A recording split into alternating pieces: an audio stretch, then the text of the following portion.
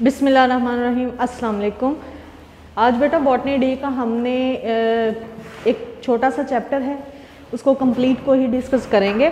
Dormancy वाला chapter है, chapter number 10, और क्वेश्चन के लिहाज से ये बहुत इंपॉर्टेंट है। ठीक है, चैप्टर नंबर 10 है सीड डोरमेंसी। इससे नेक्स्ट चैप्टर वनलाइजेशन है और उससे पीछे वाला जो चैप्टर है सीड डोरमेंसी, ये 2 पेजेस पे मुश्तमिल है चैप्टर और तकरीबन एक लॉन्ग क्वेश्चन बनता है। और जो मैंने आपको क्वेश्चंस दिए थे उनमें भी ये जो है वो बहुत इम्पोर्टेंट क्वेश्चन है, उसमें मैंने लिखा हुआ है, तो इसलिए इसको आपने जो है वो याद कर लेना है क्योंकि मोस्टली ये पेपर्स में आता है। सीड डोरमेंसी क्या होती है, हमें इसके बारे में पता है कुछ कि सीड का डोरमेंट हो जाना फिजियोलॉजिकल इनएबिलिटी होती है। ये फिजियोलॉजिकल इनएबिलिटी का मतलब क्या है? फिजियोलॉजी होती है बेटा लिविंग ऑर्गेनिज्म की बॉडी में होने वाले रिएक्शंस, और जब तक वो रिएक्शंस नहीं होते डेवलपमेंट और ग्रोथ नहीं होती। तो ग्रोथ और डेवलपमेंट के लिए इन रिएक्शंस की यानी इन फिजियोलॉजी का होना ज़रूरी है। तो चीज़ लिविंग हो भी सकती है लेकिन उसमें ग्रोथ और डेवलपमेंट अगर ना हो, सिर्फ जो है वो उसके रिएक्शंस चल रहे हों, लेकिन ऐसे रिएक्शन जो उसकी ग्रोथ और डेवलपमेंट के लिए ज़रूरी है वो ना हो रहे हों, तो फिर उसकी जो है वो साइज़ उसका इंक्रीज़ नहीं होता। इसका मतलब ये है कि वो जर्मिनेट नहीं करता। तो सीड डोरमेंसी का मतलब भी ये है कि उसमें ऐसे रिएक्शंस जो उसकी जर्मिनेशन के लिए ज़रूरी हैं किसी ना किसी वजह से नहीं होते, तो सीड डोरमेंट हो जाता है। This is known as seed dormancy. कि जैसे ही कुछ प्लांट्स ऐसे हैं जिनके सीड जैसे ही बनते हैं साइमल्टेनियसली स्पॉन्टेनियसली वो क्या बन जाते हैं, वो जर्मिनेट कर जाते हैं।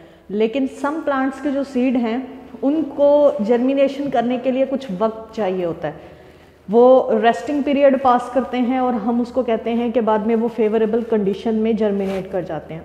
लेकिन कुछ सीड ऐसे हैं जो फेवरेबल कंडीशन में भी जर्मिनेट नहीं करते। उनके लिए कुछ रीजंस हैं कि वो ऐसा जो है वो जर्मिनेशन में कौन सी ऐसी वजूहत हैं जिसकी वजह से वो प्रॉपर फेवरेबल कंडीशन में भी जर्मिनेट नहीं करते।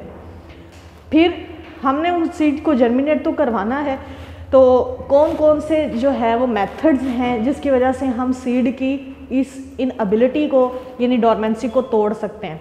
तो सबसे पहले हम उनकी काजेस पढ़ेंगे कि सीड डोरमेंसी होती किन वजूहत से है, कौन सी काजेज हैं, और फिर हम मेथड्स पढ़ेंगे कि अगर ये सीड इस तरह डोरमेंट है तो उसको कैसे तोड़ा जाए। सबसे पहले है काजेज, वजूहत। काजेज क्या है? कुछ सीड के कोट जो होते हैं वो बहुत ज़्यादा हार्ड होते हैं। तो पहली काज है हार्ड सीड कोट।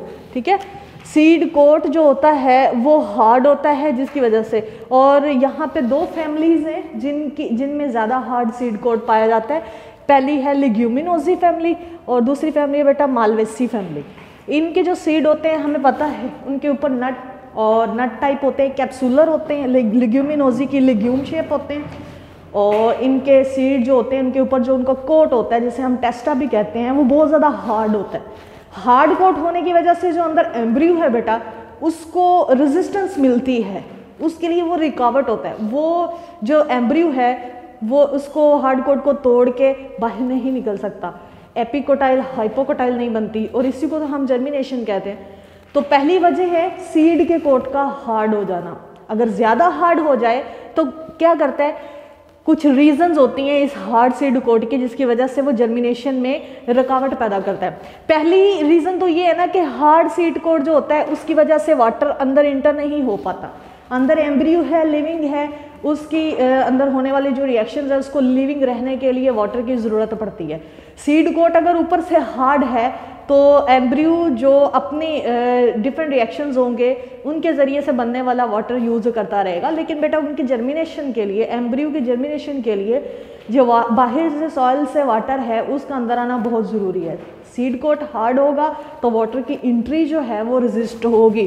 तो सबसे पहले तो हार्ड सीड कोट जो है वो वाटर की एंट्री को प्रिवेंट करता है, इसलिए जो हार्ड सीड कोट होता है इसकी वजह से सीड जर्मिनेट नहीं कर पाता, सीड डोरमेंट हो जाता है। दूसरी वजह कि गैसेस एक्सचेंज नहीं होता। एम्ब्रियो को जिंदा रहने के लिए बहुत ज़रूरी है कि गैसेस रेस्पिरेशन जिसे हम कहते हैं एम्ब्रियो के अंदर एक रिएक्शन होता है बेटा जिसे हम रेस्पिरेशन कहते हैं। ऑक्सीजन की मौजूदगी में ये रिएक्शन होता है और कार्बन डाइऑक्साइड इस रिएक्शन के नतीजे में एज अ बाय प्रोडक्ट निकलती है। ऑक्सीजन का अंदर आना और फिर वो जो एक्स्ट्रा कार्बन डाइऑक्साइड है उसका अंदर से बाहर आना भी बहुत ज़रूरी है। This is known as gases exchange. लेकिन अगर बीच में बहुत ज़्यादा हार्ड सीड कोट हो तो बाहर से ऑक्सीजन अंदर नहीं जा सकती, अंदर से कार्बन डाइऑक्साइड बाहर, यानी कि एक्सचेंज ऑफ गैसेस नहीं होता। तो फिर जो बहुत इंपॉर्टेंट प्रोसेस है रेस्पिरेशन का वो कैसे होगा? तो हार्ड सीड कोट की वजह से एक तो वाटर की एंट्री रेजिस्ट होती है, नंबर 2 गैसियस एक्सचेंज जो है वो रेजिस्ट होता है, और नंबर 3 क्या है कि अगर एम्ब्रियो जो है वो ट्राई भी करे ग्रोथ करने की, डेवलपमेंट करने की, तो हो सकता है जो हार्ड सीड कोट है वो एम्ब्रियो को डैमेज कर दे। तो मैकेनिकल रेजिस्टेंस भी काज करता है, जैसे अंदर एम्ब्रियो है और उसके ऊपर कोई हार्ड सा सीड कोट हो और उसको रेजिस्टेंस मिल रही है, उसको रुकावट मिल रही है, ये मैकेनिकल रेजिस्टेंस होती है। कुछ सीड ऐसे हैं जिनके जो कोट होते हैं वो हार्ड नहीं होते, लेकिन फिर भी वो जर्मिनेशन शो नहीं करते। फिर उनमें क्या रीज़न है? हालांकि उनमें सॉफ्ट कोट होता है, उनमें रीज़न हो सकता है कि उनका एम्ब्रियो इमेच्योर है। कहते हैं कि कुछ प्लांट के जो एम्ब्रियो होते हैं वो डिस्पर्सल जब उनकी होती है तो सीड के अंदर वो मैच्योर हो चुके होते हैं, यानी कि सीड के अंदर जो एम्ब्रियो वो काफ़ी ज़्यादा ग्रोथ और डेवलपमेंट कर चुका होता है, बस उसे सॉइल की ज़रूरत होती है और वो जर्मिनेशन शो कर देता है। लेकिन कुछ प्लांट्स ऐसे हैं जिनके एम्ब्रियो जो होते हैं वो डिस्पर्सल के बाद अपनी ग्रोथ और डेवलपमेंट शो करते हैं। ऐसे जो एम्ब्रियो होते हैं उनके फिर सीड जो होते हैं उनके फिर एम्ब्रियो इमेच्योर रह जाते हैं, और इमेच्योर एम्ब्रियो को प्रॉपर सीड, प्रॉपर जो सॉइल है, प्रॉपर जो कंडीशंस होती हैं, टेम्परेचर वगैरह, लाइट वगैरह, उसकी ज़रूरत पड़ती है। तो इस तरह के अगर एम्ब्रियो इमेच्योर रह जाएं तो भी सीड जो है वो जर्मिनेशन नहीं करता, डॉर्मेंट हो जाता है। कहते हैं सम सीड में एम्ब्रियो फुली डेवलप होते हैं शेडिंग से पहले ही, लेकिन कुछ सीड ऐसे हैं जिनमें एम्ब्रियो की जो डेवलपमेंट होती है वो इनकम्प्लीट होती है। कुछ में शेडिंग से पहले ही कंप्लीट एम्ब्रियो की डेवलपमेंट हो चुकी होती है, बस उनके जो एपिकोटाइल और हाइपोकोटाइल है उन्होंने सॉइल से जो है वो निकलना होता है। लेकिन कुछ में जो एम्ब्रियो है उसकी डेवलपमेंट इनकम्प्लीट होती है। तो फिर ऐसे एम्ब्रियो क्या रह जाते हैं बेटा? ऐसे एम्ब्रियो इनएक्टिव रह जाते हैं, यानी कि इमेच्योर और इमेच्योर एम्ब्रियो इनएक्टिव एम्ब्रियो रह जाते हैं।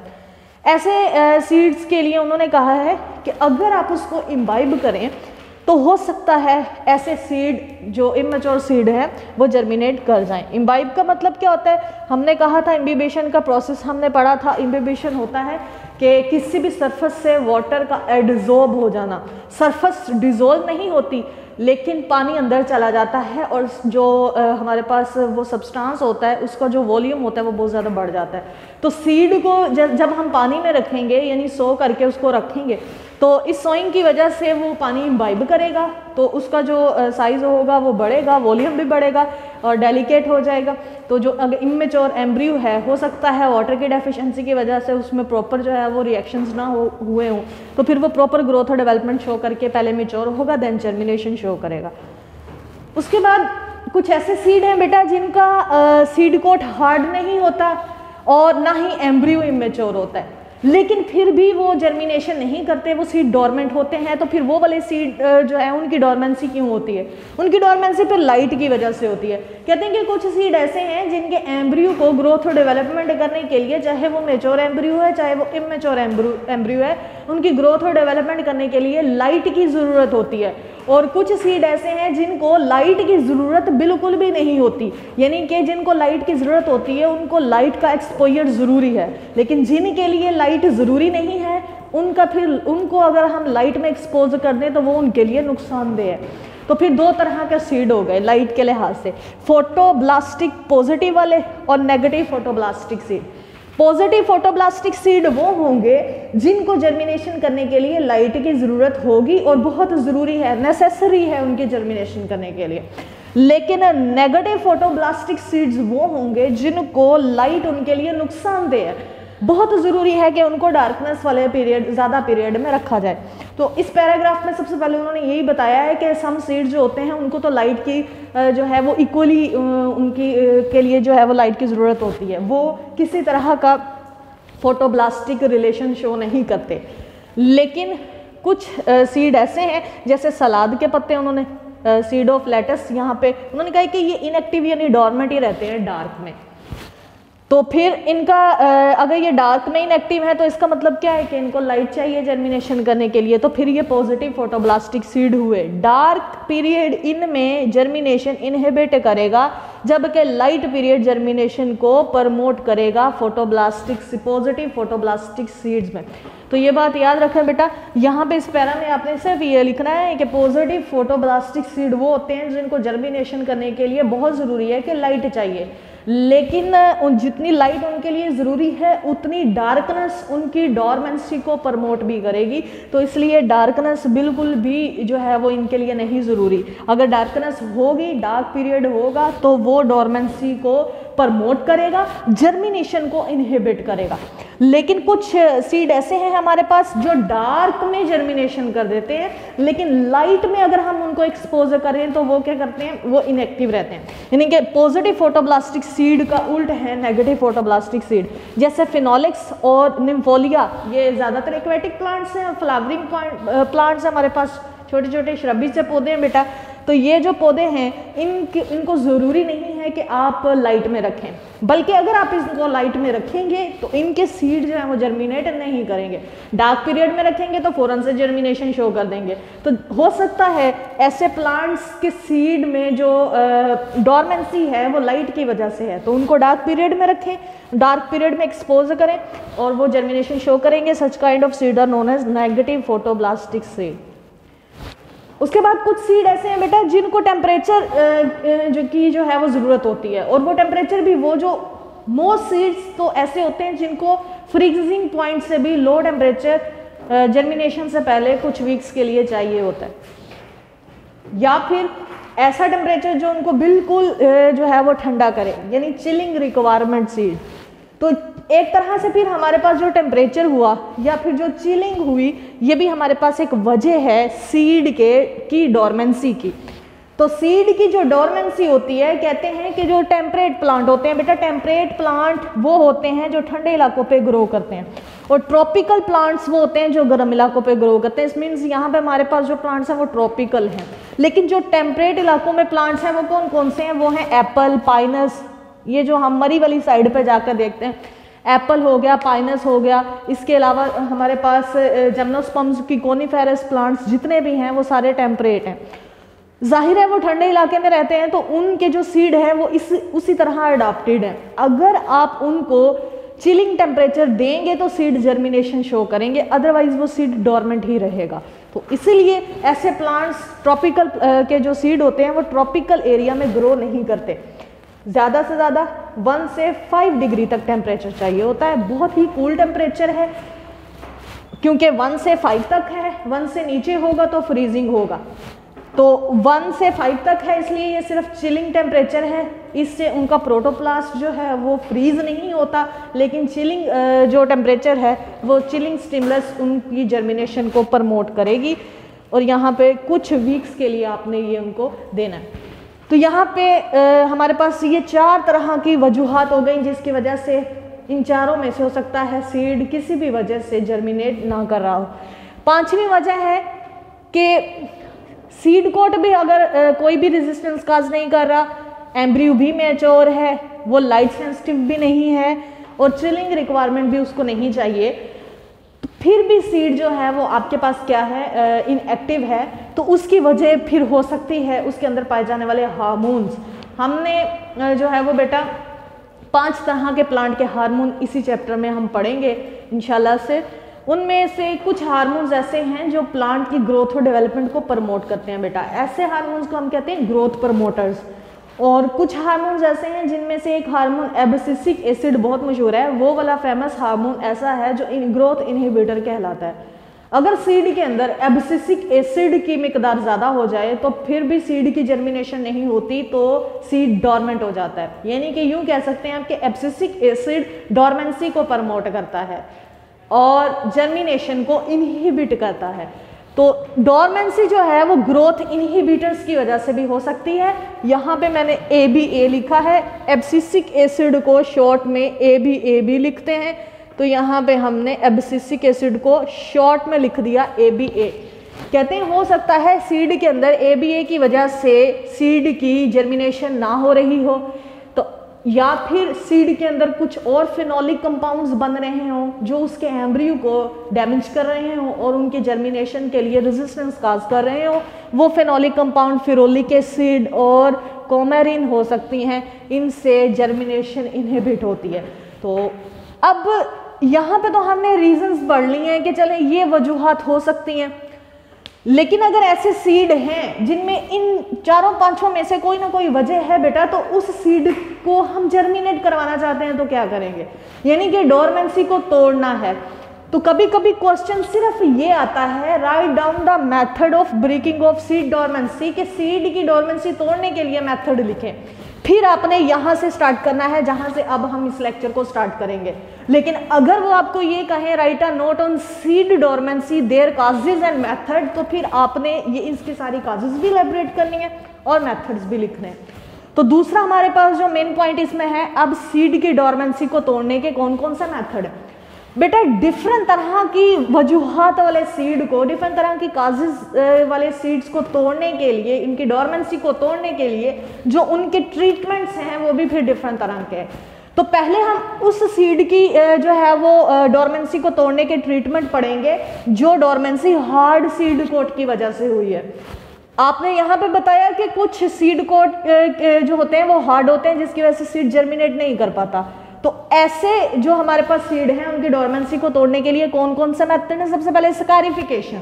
स्कैरिफिकेशन होता है कि सीड कोट अगर हार्ड है तो आप उसे मैकेनिकली हाथों से या सुइयों के जरिए या कोई और वजह हो सकती है, कोई डिवाइस हो सकता है, उसके जरिए आप उसको सॉफ्ट कर दें, जगह जगह से उस सीड कोट को आप तोड़ दें, उसको पंक्चर्ड कर दें, ठीक है, या रप्चर्ड कर दें जगह जगह से। इसको कहते हैं स्कैरिफिकेशन। जब जगह जगह से आप उसे तोड़ देंगे ना सीड कोट को, क्योंकि वो बहुत ज़्यादा हार्ड है, तो फिर एम्ब्रियो किसी न किसी जगह से जहाँ से वो सीड कोट टूटा हुआ होगा वहाँ से जर्मिनेट करके निकल आएगा। कहते हैं सीड कोट मैकेनिकली रप्चर करें तो उसको हम स्कैरिफिकेशन कहते हैं, ठीक है। Scarification, mechanically rupturing of seed coat. Seed coat remove होगा तो फेवरेबल कंडीशन में सीड खुद ब खुद जर्मिनेशन कर लेगा। लेकिन ये बात याद रखें कि आप पूरे का पूरा सीड कोट रिमूव नहीं कर सकते। अगर आप पूरे का पूरा सीड कोट ही रिमूव कर देंगे तो कॉटिलेडन्स बिखर जाएंगे और जो शेप होगी प्रॉपर सीड की वो डैमेज हो जाएगी, सीड खराब हो जाएगा, बिल्कुल भी वो जर्मिनेट करने के काबिल ही नहीं रहेगा। तो इसलिए आप सिर्फ उसे इंजर्ड, क्योंकि अगर आप पूरे का पूरा जो है वो सीड कोट ही रिमूव कर देंगे तो एम्ब्रियो भी इंजर्ड हो सकता है इससे। इसलिए हम जगह जगह से सिर्फ पंक्चर्ड करेंगे या फिर यूं कह लें कि जगह जगह से मैकेनिकली रप्चर करेंगे। This is known as स्कैरिफिकेशन।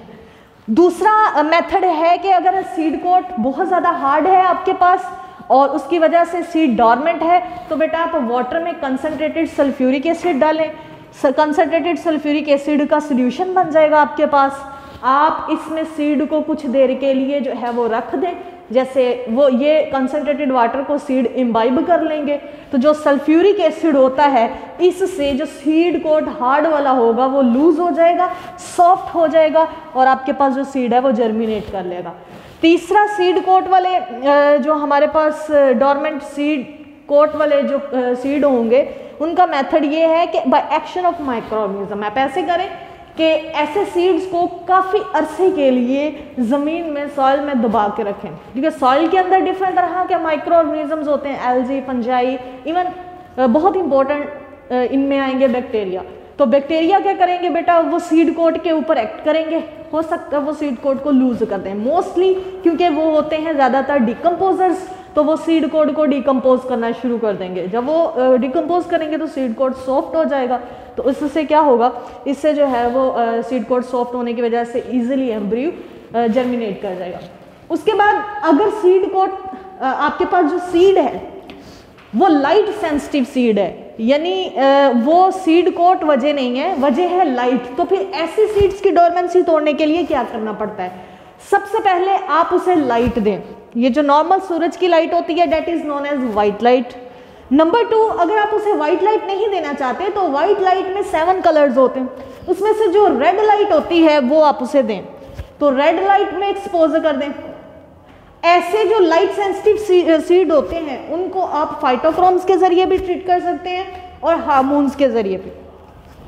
सबसे पहले देखें एक्सपोजर टू वाइट लाइट। कहते हैं तंबाकू के, टमाटो के, बेटोला, डिजिटलस के जो प्लांट्स होते हैं, इनमें हमने देखा है कि इनके जो सीड होते हैं जब हम उनको लाइट में रखते हैं तो वो जर्मिनेट कर जाते हैं फ़ौरन से, यानी कि ये लाइट को रिस्पॉन्ड करेंगे। लेकिन एक बात यहाँ पे याद रखें, अगर आपने लाइट सेंसिटिव सीड्स की डोरमेंसी तोड़ने के लिए उनको लाइट में रखा है, वाइट लाइट में, तो पहले आप उसको इम्बाइब करें।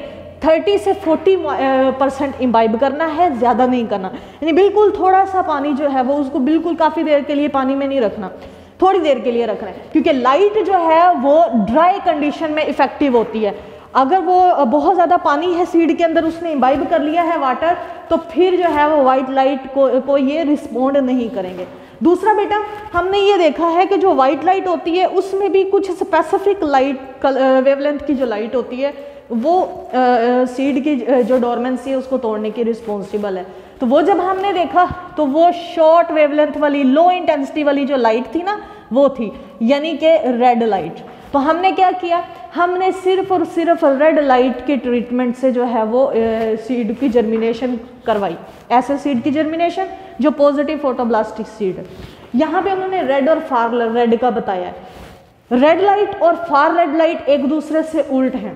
रेड लाइट जो है वो सीड की जर्मिनेशन को प्रमोट करेगी, फार रेड लाइट जो होती है बेटा वो सीड की जर्मिनेशन को इनहिबिट करती है। रेड लाइट की जो आपके पास वैल्यू होती है वो है 660 माइक्रोन, और जो आपके पास फार रेड की होती है वो 730 माइक्रोन की होती है। यानी कि 660 वाली जो लाइट है, रेड लाइट, ये प्रमोट करेगी जर्मिनेशन को सीड के अंदर, जबकि 730 वाली जो फार रेड लाइट है ये इनहिबिट करेगी जर्मिनेशन को। तो जो हमारे पास रेड लाइट होती है उसके साथ फार रेड लाइट भी होती है, क्योंकि कुछ हमारे पास जो सीड होते हैं उनको फार रेड लाइट भी चाहिए होती है, या फिर फ्लावरिंग के जो फिनोमेना होता है बेटा उनको इंड्यूस करवाने के लिए हमने फार रेड लाइट हमारे पास होती है। कहते हैं जो अगर सीड आपके पास हैं और उनको लाइट चाहिए तो आप उसके ऊपर रेड लाइट एक्सपोज करवाएं। जब रेड लाइट एक्सपोज करवाएंगे सीड जर्मिनेट करेगा, लेकिन अगर आप उस पर फार रेड लाइट एक्सपोज करवाएंगे सीड जर्मिनेट नहीं करेगा। अगर आपने पहले उसे रेड लाइट दी है देन अगेन उसको फार रेड लाइट दी है तो फिर भी क्या होगा, सीड जर्मिनेट नहीं करेगा। कहते हैं कि रेड लाइट का जो इफेक्ट है फार रेड लाइट कैंसिल कर देती है। तो अब फिर इस आपकी जो सीड की जर्मिनेशन है वो डिपेंड करती है लास्ट इंस्टॉलमेंट पे, कि आप क्या कर रहे हैं, आप रिपीटेटिव तरीके से रेड फार रेड लाइट जो है वो एक्सपोज करते जा रहे हैं। तो आपकी जो सबसे लास्ट वाली इंस्टॉलमेंट होगी, अगर तो वो फार रेड लाइट की है, यानी सबसे लास्ट पे जो आप लाइट उस सीड के ऊपर डालेंगे, अगर तो वो फार रेड है तो सीड जर्मिनेट नहीं करेगा, लेकिन अगर वो रेड लाइट है तो सीड जर्मिनेट करेगा। तो यहाँ उन्होंने लिखा है कि जो आपके पास रेड लाइट का इफेक्ट है ना, ये फार रेड लाइट इसे कैंसिल कर देती है, इसलिए फिर सीड जर्मिनेट करेगा या नहीं करेगा, ये बिहेवियर डिपेंड करेगा लास्ट एक्सपोजर ऑफ लाइट पे, कि आपने सबसे एंड पे कौन सी लाइट उस पे एक्सपोज की है। The next one is role of phytochromes. इससे पहले हमें ये बताना चाहिए फाइटोक्रोम्स हैं क्या। दो साइंटिस्ट के नाम इन्होंने आपकी बुक में लिखे। कहते हैं कि इन साइंटिस्ट ने कुछ केमिकल्स, कुछ पिगमेंट्स जो हैं वो प्लांट के अंदर डिस्कवर किए थे, और उन पिगमेंट्स को नाम दिया है फाइटोक्रोम्स का। दो तरह के पिगमेंट होते हैं बेटा, एक को फाइटोक्रोम 660 कहते हैं, एक को फाइटोक्रोम 730 कहते हैं। क्यों? क्योंकि एक तरह के फाइटोक्रोम रिस्पॉन्सिबल है रेड लाइट एब्जॉर्ब करने के, और एक तरह के रिस्पॉन्सिबल है 730। फाइटोक्रोम्स ऐसे पिगमेंट्स हैं प्लांट के अंदर जो रेड और फार रेड लाइट को एब्जॉर्ब करने की एबिलिटी रखते हैं। तो ये एक तरह से कहते हैं मॉर्फोजेनेटिक फिनोमिना जो होते हैं प्लांट्स के, उनको कंट्रोल करते हैं। मॉर्फो का मतलब होता है मॉर्फोजेनेटिक के, उनकी जेनेटिक से रिलेटेड जो उनकी मॉर्फोलॉजी होती है, फिजियोलॉजी होती है, उसमें दो चीज़ें होती हैं। सबसे पहले सीड की जर्मिनेशन और फ्लावरिंग, इसको कंट्रोल करते हैं फाइटोक्रोम्स। जिन प्लांट्स में रेड लाइट वाले होंगे वो रेड लाइट को एब्जॉर्ब करेंगे, लेकिन बेटा कुछ सीड के अंदर रेड लाइट को एब्जॉर्ब करने वाले फाइटोक्रोम्स नहीं होते, तो इसलिए फिर वो जर्मिनेट नहीं करते, क्योंकि ऐसे सीड्स को रेड लाइट चाहिए होती है। अब नेक्स्ट वन है कि अगर आपके पास लाइट सेंसिटिव सीड हैं और वो डॉर्मेंट हैं, उनकी जर्मिनेशन आप प्लांट हार्मोन के जरिए भी करवा सकते हैं। ये बहुत इंपॉर्टेंट पॉइंट है इसमें। वो क्या कि अगर हम एक्सपेरिमेंट कर रहे हैं और हमारे पास जो है वो लाइट नहीं है, हम रेड लाइट और फार लाइट को जो है वो नहीं एक्सपोज करवा पा रहे हैं, हमारे पास रेड लाइट नहीं है, तो आप इसका कोई अल्टरनेट ढूंढ लें। कहते हैं कि जो रेड लाइट होती है आप उसको रिप्लेस कर सकते हैं GA3 और काइनेटिन से।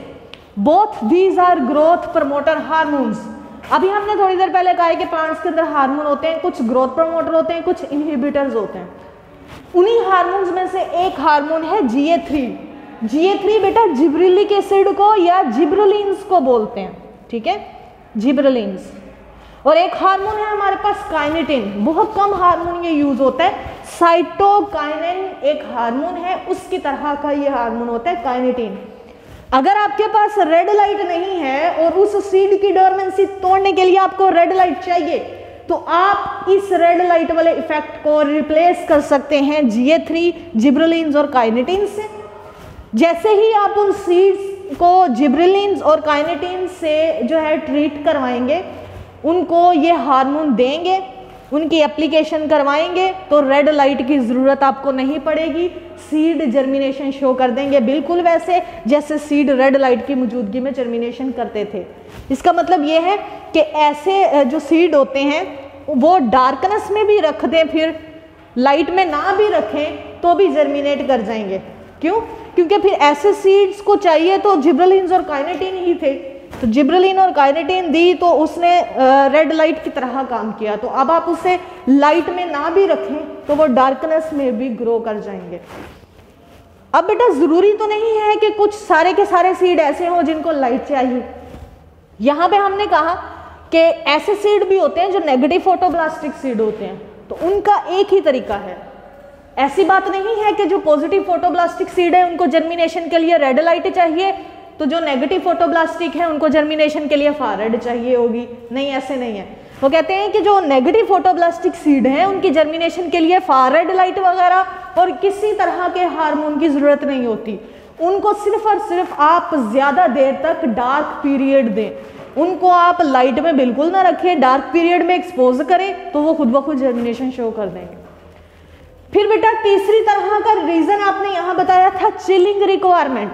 अब ऐसे सीड जिनको जर्मिनेशन करने के लिए चिलिंग रिक्वायरमेंट टेम्परेचर चाहिए होता है, तो उनका तरीकाकार क्या है, ऐसे सीड की डोरमेंसी कैसे तोड़ी जाए? तो पहला फिनोमिना है स्ट्राटिफिकेशन। स्ट्राटिफिकेशन बेटा होता है कि वर्नलाइजेशन को ही कहते हैं एक तरह से। वर्नलाइजेशन और स्ट्राटिफिकेशन होता है कि सीड को लो टेम्परेचर में रखना। ठंडे टेम्परेचर में सीड्स को कुछ देर के लिए, कुछ फ्यू वीक्स के लिए, कुछ डेज के लिए, ये डिपेंड करता है कि किस स्पीशी का जो है वो प्लांट की किस स्पीशी का सीड ले रहे हैं। Low temperature treatment given to the seed to break dormancy. Dormancy तोड़ने के लिए जो आप सीड को लो टेम्परेचर देते हैं उसको हम स्ट्राटिफिकेशन कहते हैं। लेकिन ये भी वैसे ही है कि अगर आपने उनको बहुत ज़्यादा चिलिंग टेम्परेचर देना है बेटा, तो उससे पहले आप उसकी इम्बिबिशन करवाएं, सीड को पानी में रखें, क्योंकि ड्राई सीजन जो है वो ड्राई सीड जो होता है वो स्ट्राटिफाइड नहीं होता। तो आपको कम से कम मिनिमम अमाउंट ऑफ वाटर जो है वो सीड को चाहिए होती है कूलिंग से पहले। तो कूल करने के लिए, चिल करने के लिए उस सीड को, क्योंकि उस सीड की डोरमेंसी टूटेगी ही चिलिंग से, आप पहले उसको इम्बाइब करें। जब आप उसको इम्बिबिशन देंगे, अब वो जो है वो वाटर के लिए उसमें आ गया, वाटर आ गया, अब वो जो है वो मॉइस्ट हो गया। अब आप इसे लो टेम्परेचर ट्रीटमेंट दें, यानी कि क्या करवाएं, स्ट्राटिफिकेशन करवाएं, और फिर सीड जो है वो जर्मिनेट कर जाएंगे। यूज ऑफ GA3, हमने एक चीज़ देखी है बेटा कि जैसे ही हमने सीड को चिलिंग टेम्परेचर में रखा, यानी लो टेम्परेचर में रखा, तो उसमें कुछ चेंजेस आई। वो क्या थी कि जैसे ही हमने लो टेम्परेचर में रखा, इसमें जो ABA था वो ख़त्म हो गया। क्या हो गया? डिक्रीज। ABA डिक्रीज हो गया और इंक्रीज हो गया GA3। अब ABA क्या है? ABA हमारे पास इनहिबिटर है।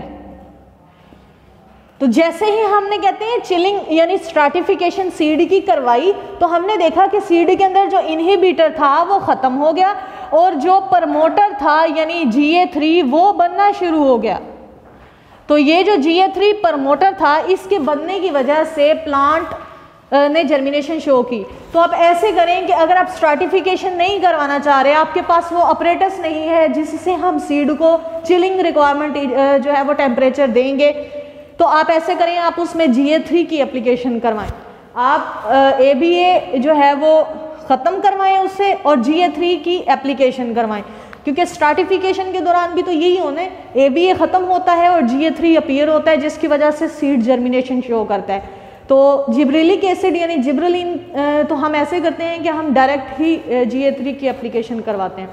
तो अगर ऐसे सीड के को हम GA3 की एप्लीकेशन करवाएंगे तो फिर आपको स्ट्रैटिफिकेशन करवाने की भी ज़रूरत नहीं है। यानी कि यहाँ पे अगर GA3 ऐसे सीड्स में रेड लाइट को रिप्लेस कर रहा था, उसके इफेक्ट को रिप्लेस कर रहा था और फिर हमें जो है वो लाइट नहीं देनी पड़ती थी, तो यहाँ पे भी जो चिलिंग रिक्वायर्ड सीड होते हैं, इनको भी जब आप GA3 देंगे तो ये तब आपको स्ट्रैटिफिकेशन नहीं करवानी पड़ेगी। एक तरह से यूँ कह लें कि GA3 ने स्ट्रैटिफिकेशन रिप्लेस किया। तो उन्होंने कहा कि stratification replaced by application of GA3। आप स्ट्रैटिफिकेशन ना करवाएं, आप उसमें GA3 की एप्लीकेशन करवा दें। अब जो है वो लो टेम्परेचर ट्रीटमेंट की ज़रूरत भी नहीं रही सीड को, क्योंकि उसको जर्मिनेशन करने के लिए सिर्फ और सिर्फ GA3 चाहिए था। चिलिंग भी वो इसीलिए, चिलिंग भी हम उसे इसलिए दे रहे थे ताकि उसमें जो ABA है वो GA3 में कन्वर्ट हो जाए या ABA ख़त्म हो जाए, GA3 बन जाए। उसके बाद लास्ट पे उन्होंने बताया है कि कुछ केमिकल्स हैं हमारे पास, वो केमिकल्स अगर हम उनसे ट्रीट करें सीड को तो सीड जर्मिनेशन शो करते हैं। उसमें पोटाशियम नाइट्रेट है, थायोयूरिया है, इथाइलिन क्लोरोहाइड्रिन है। ये ऐसे सिंथेटिक केमिकल्स हैं बेटा जो इनके जो ग्रोथ प्रमोटर्स होते हैं उनकी वजह से बने हैं। लेकिन इसके अलावा हमारे पास जो सिंथेटिक GA3 यानी जिब्रेलिक एसिड है वो भी मौजूद है, साइटोकाइनिन हार्मोन है, इथाइलिन, ये तीनों तरह के हार्मोन हमारे पास ग्रोथ प्रमोटर हैं, ये मौजूद हैं। इनकी एप्लीकेशन हमने यहाँ देखें करवाई थी, GA3 रिप्लेस कर रहा था स्ट्रैटिफिकेशन को और यहाँ पे भी GA3 रिप्लेस कर रहा था by the effect of red light को। तो ये बेटा हमारे पास आज कंप्लीट चैप्टर भी हो गया और आपके 2 क्वेश्चन हैं एक तरह से। ये क्वेश्चन डोरमेंसी, सीड डोरमेंसी पे नोट आए तो आपने काजेज और मेथड लिखने हैं। अगर सिर्फ मेथड आए तो मेरा बेटा आपने सिर्फ मेथड्स ही लिखने हैं।